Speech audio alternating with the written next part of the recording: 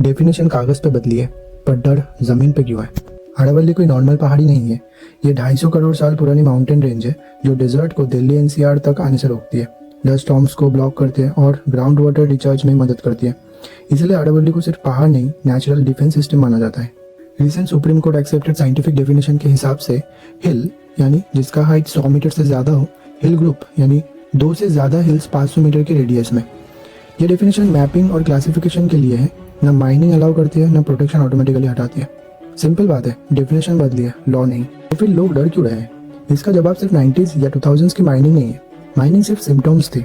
असल रीजन ये है, इंडिया में नेचर प्रोटेक्शन का सिस्टम एक चेन पे चलता है।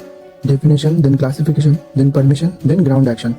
जब चेन की पहली कड़ी बदलती है तो बाकी सिस्टम का बिहेवियर री इंटरप्रेट हो सकता है। पहले अरावली को पहाड़ इसीलिए माना जाता था क्योंकि वो अरावली रेंज का हिस्सा थी।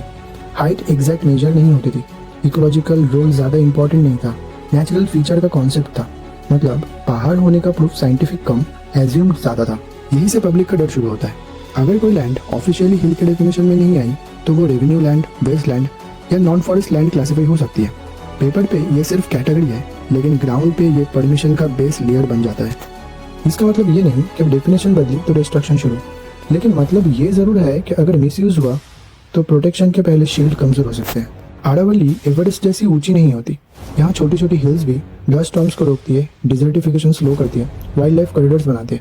नेचर 100 मीटर का स्केल नहीं यूज करता, वो फंक्शन देखता है। लोग गवर्नमेंट या कोर्ट के इंटेंट पे भरोसा ना होने की बात नहीं कर रहे हैं, लोग सिस्टम के लास्ट स्टेप इम्प्लीमेंटेशन से डरते हैं। पास्ट में बैन के बाद भी माइनिंग हुई, लूप होल्स निकाले गए, डैमेज धीरे धीरे हुआ। इसीलिए लोग सडन बुलडोजर से नहीं, स्लो लीगल इरोशन से ज्यादा डरते हैं। सच ये है, लॉज अभी भी एग्जिस्ट करते हैं।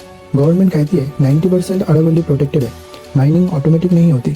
और सच ये भी है, सिस्टम पहले फेल हो चुका है, इसलिए पब्लिक एक्स्ट्रा अलर्ट रहना चाहती है। इशू ये नहीं है कि कोड गलत है, इशू ये है कि डेफिनेशन से प्रोटेक्शन का तरीका बदल सकते हैं, और लोग बस इतना चाहते हैं कि पास्ट की गलतियां रिपीट ना हो। आप लोगों के हिसाब से ये विजिलेंस है या ओवर रिएक्शन?